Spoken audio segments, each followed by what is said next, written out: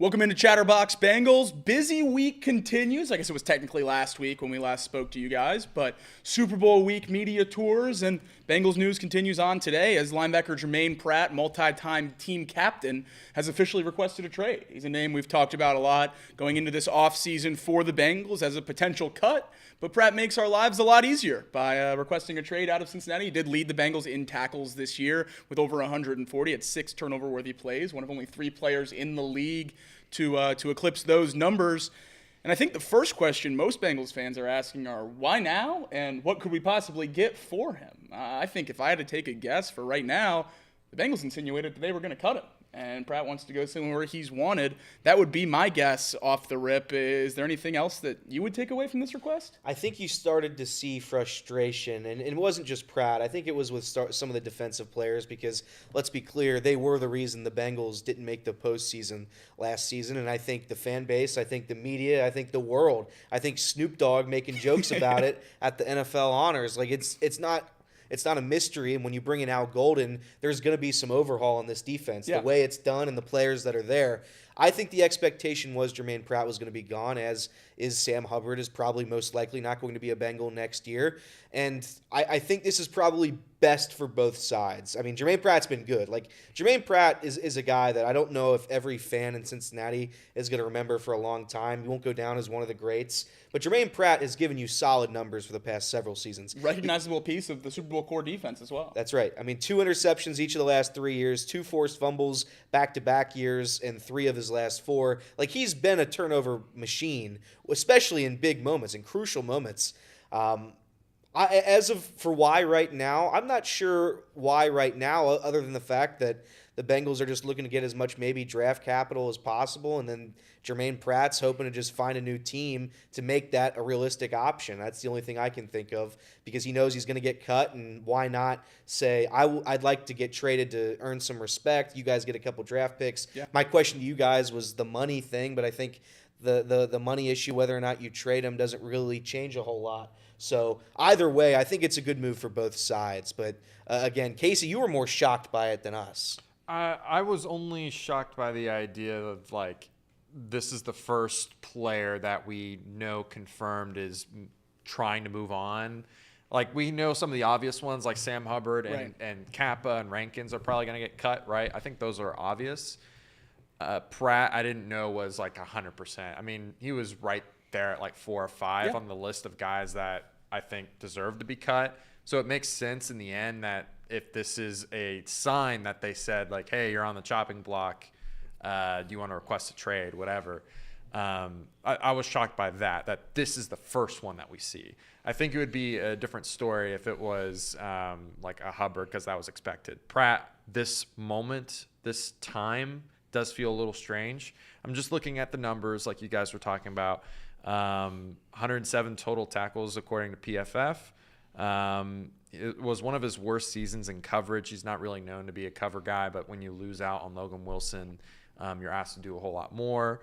And it was just, he's just not capable of doing that. That's not who he is. Right. You asked a question, and I think Jacob gave a pretty respectable answer, I thought. Like, would you rather have Germaine Pratt, knowing what he gives you? And he's been pretty damn consistent, I'd say. Would you rather have that, or would you rather have the opportunity to find somebody that could be better, a mystery, as it were, with a draft pick? If we brought Lou Anarumo back, my answer would be Germaine Pratt. Yeah. Since we're changing to Al Golden, and what his defense requires is more athleticism, more speed at that linebacker position especially. You're asking them to do a lot more. That's what he had at Notre Dame. And I just don't think Germaine Pratt gives you that. I think Logan Wilson is a perfect linebacker for the scheme we're going to try to build here. I think letting Germaine Pratt go opens up that linebacker role. It's something we've talked a lot about since the Bengals hired Al Golden. He used a linebacker edge flex position at Notre Dame to rush the passer a lot. And if you have a guy like Germaine Pratt and Logan Wilson, you don't have a linebacker that can play that role. So I think if you have Logan Wilson to be that primary cover guy, and then you open up that second linebacker role for a more of a hybrid rusher, I think that fits well. This answers a big question for me that I had once we hired Al Golden, and it's how much player personnel control were they going to give him right away. I think this is a great sign that he has a lot of it. that he's going to be able to get his guys in here, get the pieces he believes in to run his scheme to the best of his ability. And I just don't think Germaine Pratt fit under that umbrella.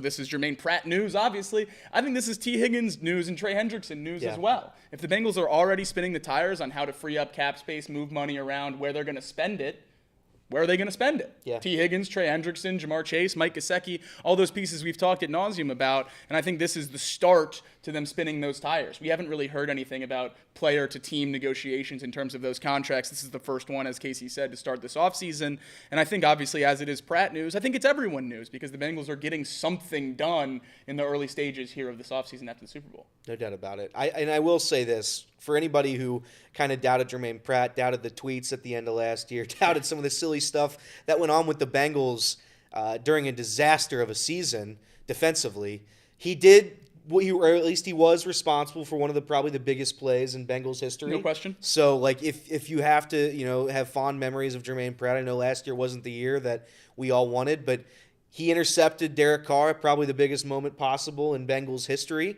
to give the Bengals their first playoff win in God knows how many years. So that's my biggest takeaway from this. You lose a guy that's been a key part of this team for several years now, including a Super Bowl run and an AFC Championship run, and the Bengals are moving on. This is the start of a new turn defensively without Golden, and you're going to see some pretty significant changes this offseason and going in the future. Obviously, we talk about holding together that offensive core, Jamar T. and Joe Burrow, but Jesse Bates left a few years ago. Now Germaine Pratt on his way out. We're seeing a lot of the guys, Mike Hilton, the free agent this year, that were key pieces to that Super Bowl run, to that playoff run.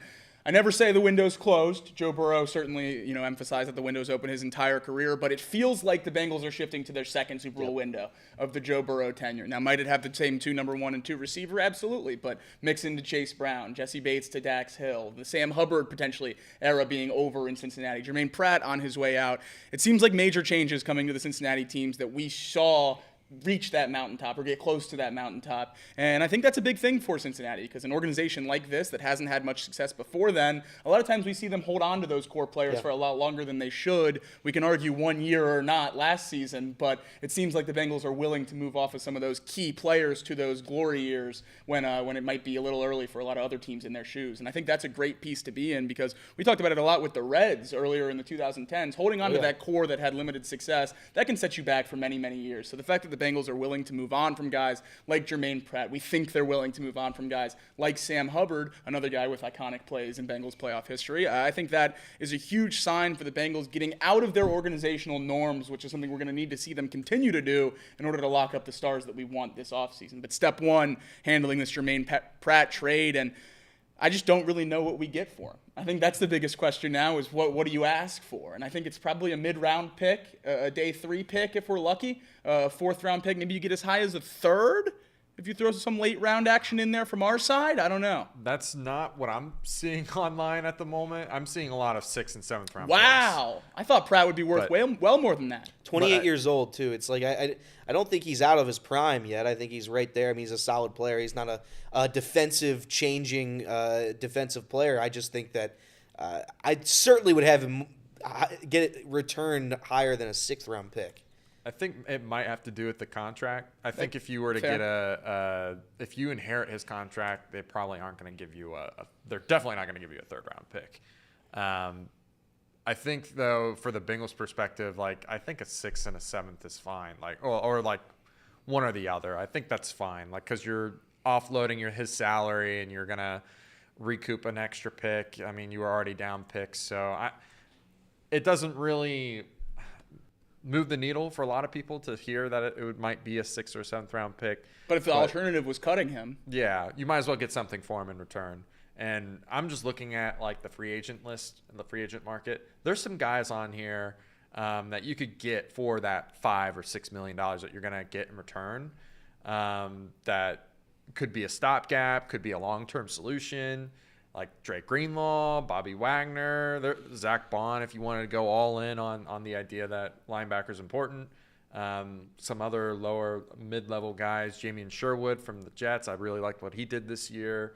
There's lots of guys this free agent class. And then I would say that the linebackers too. I mean, there's some really good guys there in the top 100 that you could your guy.